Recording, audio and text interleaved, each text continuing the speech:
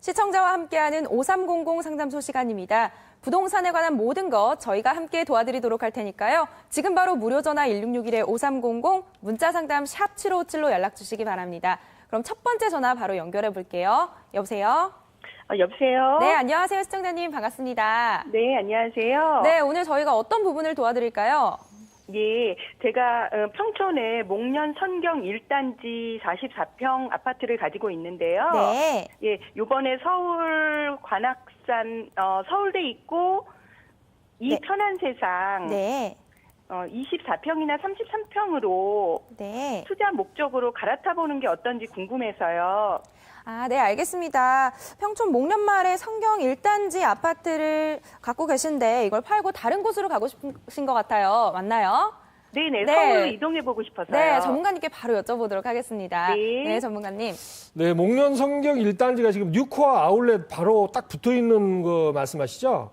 네네. 네, 범계역에서 아주 가깝네요. 한 3분 정도 이렇게 나오고 있는데 네네. 이 44평 시세가 얼마라고요? 예, 요새는 9억 한 3천에서 10억 선 하는 것 같아요. 9억 3천에서 10억. 네. 그리고 이 편한 세상 서울대 입구는 얼마인가요? 서울대 입구는 지금 아직 내년 6월 입주기 때문에 분양권이 9억에서 10억 사이로 33평이 거래되고 있는 걸로 매물이 가끔 나오거든요. 9억에서 10억. 네. 이거 같은 경우도 이제 뭐 경쟁률이 한 5대 1에서 10대 1 나온 단지인데 뭐 네네. 지금처럼 막 50대 1, 100대 1은 아니지만 뭐 한 3년 전에는 뭐 한 2, 3년 전에는 그렇게 과열되지 않았기 때문에 이제 봉천동 같은 경우가 어떻게 보면은 뭐 옛날에 뭐 달동네 이미지도 좀 있고 했는데 요즘에는 10억은 넘어갈 것이 거의 확실시 된다라고 볼 수가 있습니다. 이 서울대 입구 같은 경우는 뭐 고시촌도 많고 그러는데 뭐 서울대하고 연관이 있나요? 서울대 입구를 고집하시나요? 아, 네. 아니, 서울이 더 많이 수익이 좋은 것 같아서요. 아, 네. 맞습니다. 그래서 지금 봉천동 같은 경우가 가장 어떻게 늦게 올라가는 지역입니다. 따라서 지금 44평을 가지고 있다고 하셨는데 이 44평을 이 편에서는 서울대 있고 30평대 한 33평 정도 국민주택 규모라고 했을 때는 갈아타는 게 맞다라고 이제 말씀을 드리고요. 그 이유는 이제 잘 알고 계시네요. 서울이 평촌보다는 조금 더 상승률이 높다라고 볼 수가 있고 또 이제 대형 평형보다는 중소형 평형이 상승률이 높다라고 볼 수가 있고요. 현재 그리고 지금 평촌 목련 아파트가 한 10 몇 년 됐나? 한 20년 됐나요? 네, 20년 넘었습니다. 20년 넘었죠. 그래서 네네. 20년이 넘으면 재건축을 해야 되는데 재건축을 하기가 상당히 좀 힘들 것이다라고 보고요. 또 3기 신도시 있잖아요. 3기 신도시가 이런 어떤 평촌쯤 거리에 조성이 돼요. 그래서 이렇게 조성이 되면 평촌이 조금 조정받을 수도 있다. 당장은 아니지만은 지속적으로 가격이 올라가는 거는 이편한 세상 서울대 입구가 높기 때문에 갈아타는 게 맞다. 이렇게 말씀드릴게요. 아, 그러면 하나만 더 여쭤볼게요. 그 리모델링 차후 10년이나 20년 후 리모델링을 본다면 네. 그때까지를 본다고 하더라도 갈아타는 게 맞는지. 네, 맞습니다. 지금 리모델링은 힘들어요. 분당에 보면은 분당에서도 뭐 한설주공 5단지 이런 것들이 지금 리모델링이 돼야 되는데 리모델링이 안 되고 있어요. 리모델링 네. 같은 경우는 강남 3구 아니면 실질적으로 힘들다라고 보여지고요. 재건축 같은 경우도 서울시의 핵심 지역, 다시 말해서 10억이 넘어갈 수 있는 30평대가 있는 지역만 재건축이 되는 것이지 리모델링이나 재건축은 사실상 힘들다. 물론 이제 바람 불어서 가격이 올라갈 수는 있지만 결론적으로 봤을 때 사실상 힘들다 이렇게 말씀드릴게요. 아, 네, 감사합니다. 네, 감사합니다. 이미 좀 좋은 선택하신 것 같습니다. 현명한 판단 내리시길 바라겠고요. 계속해서 다음 전화도 연결해 볼게요. 여보세요? 여보세요. 네, 시청자님 안녕하세요. 예, 안녕하세요. 네, 오늘 어떤 고민 때문에 이렇게 저희를 찾아주셨나요? 저희가요. 네. 제가 한 15년 이상 된 집이 2개가 있었어요. 네. 그래서 이번에 9월에 하나를 임대를 등록했거든요. 그리고 이제 한 개가 있는데 네.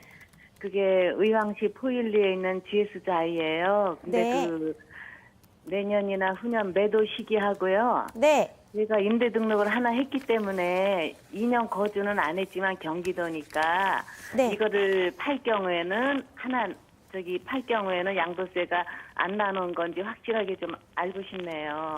네, 알겠습니다. 현재 의왕시 자이를 갖고 계신데 이 매도 시기가 궁금하시고 또 세금에 대한 부분도 궁금하신 것 같은데요. 네. 전문가님께 바로 여쭤보도록 하겠습니다. 예, 감사합니다. 네, 안녕하세요. 예, 안녕하세요. 포일자이에서 지하철역은 좀 거리가 되네요. 접근성이. 네, 예, 예. 지하철 지도상에 보니까 백운 호수도 보이고 이러는데 백운 호수 한번 가보셨나요? 네. 네, 그래서 입지는 상당히 좀 좋은 입지인데 지금 40평대니까 보유를 몇 년 정도 하셨나요? 한 30년 가까이 됐어요. 30년 정도. 지금 예. 준공이 2009년으로 지금 나오고 네, 네. 있는데 예. 준공이 지금 2009년이면은 한 10년 정도인데 그 이전부터 조합원으로 보유를 하다가 네, 그렇게 지금 현재 신축된 지가 한 9년 정도 된 집이네, 주택이네요. 예, 예. 그래서 결론적으로 말씀드리면 매도할 수 있으면 이제 매도를 해야 되겠다라고 볼 수가 있습니다. 따라서 그 이유 자체는 여기에 지금 인덕원 동탄 그 복선 전철역이 들어가요. 알고 계시나요? 예, 예. 거기까지는 가기는 지금 2026년 이렇게 말이 나오고 있기 때문에 약 한 8년 정도 된다. 그래서 조금 전에 조금 전 질문자처럼 첫 번째 질문자처럼 좀 대형 평형이고 위치 자체가 평촌도 괜찮은 지역이지만 이제 서울로 좀 갈아타는 것을 말씀드리겠습니다. 따라서 매도 시점은 빠르면 빠를수록 좋다. 이렇게 정리해 드릴게요. 아니, 네. 그리고요. 네, 네. 감사합니다. 매도 타이밍 지금 잡으셔도 좋을 것 같고요. 서울로 갈아타시는 게 더 좋을 것 같다는 의견 주셨는데요. 추후에 더 궁금한 사항이 생기신다면 언제든지 문의해 주시기 바랍니다. 이번에는 문자 상담이 도착해 있네요. 어떤 문자가 도착해 있는지 화면으로 만나볼까요? 끝자리 1076님이 보내주신 상담입니다. 광명시 소화동 휴먼시아 아파트 4단지 35평에 거주 중인데요. 매도를 하면 어떨까요? 전망이 궁금합니다. 라고 보내주셨어요. 광명시에 있는 아파트인데 매도를 지금 하는 게 맞을까요? 네, 광명시 지금 소화동을 한번 살펴보면 네. 광명시 소화동이 지금 지도상에 지금 잘 안 나타나고 있는데 일단은 이 35평 같은 경우는 보유 가치는 있다라고 볼 수가 있겠습니다. 그래서 이제 광명 역세권인데요. 광명역하고 좀 가까운 이런 단지죠. 그래서 광명 역세권이 개발이 되면서 앞으로 지속적으로 발전 가능성이 있겠다라고 보여집니다. 하지만 이 광명쯤, 평촌쯤 이런 되는 단지들은 이제 3기 신도시를 한번 살펴봐야 되는 것이죠. 3기 신도시가 광명에도 들어온다 그래가지고 광명 시장은 이거는 광명 주민의 의사를 무시한 처사다라고 이야기를 하고 있고요. 의왕시장 같은 경우도 의왕시에 집만 짓고 떠나는 이런 행태는 다시는 반복해서 안 되겠다. 다시 말해서 3기 신도시를 좀 반대하는 기조가 있어요. 그렇지만 국토교통부 장관은 이제 그린벨트를 해지를 해서 직접적으로 그린벨트를 시장이 아닌 자기가 직접 해지를 하겠다라고까지 지금 이야기를 하고 있습니다. 따라서 단기적으로는 보유 가치가 있어 보이나 중장기적으로는 매도 전략을 취해야 되겠다. 다시 말해서 서울의 역세권 복합 고밀 개발이랄지 상업지 고밀 개발 쪽으로 갈아타는 것을 한번 고려해 봐야 되겠다. 이렇게 판단이 되어지고 있습니다. 네, 단기적으로 봤을 때는 보유하시면 좋겠지만 좀 더 길게 본다면 다른 곳을 생각해 보시는 게 좋을 것 같다는 조언이 있었습니다. 다음도 문자 상담입니다. 어떤 문자가 도착해 있는지 사연 먼저 들어볼까요? 끝자리 5691님이 보내주신 상담입니다. 투기 과열지구에서는 자금 조달 계획서를 작성해야 한다고 하는데 반드시 작성해야 하는 건가요? 작성한다면 어떤 내용이 들어가는지 궁금합니다. 라고 보내주셨어요. 네.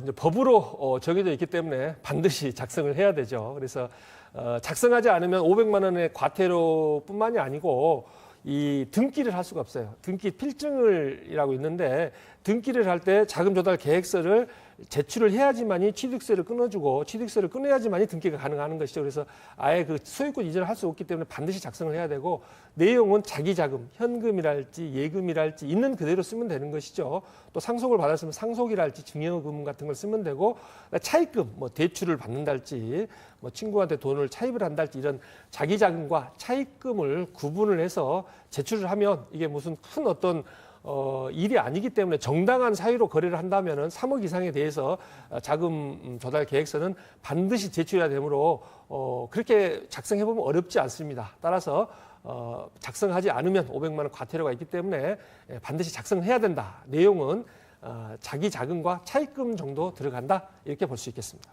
네, 오늘 방송 중 상담은 여기까지 받겠습니다. 하지만 방송이 끝나도 저희는 언제나 시청자 여러분을 기다리고 있는 거 알고 계시죠? 무료 전화 1661-5300, 문자 상담 샵 7557로 연락 주시기 바랍니다.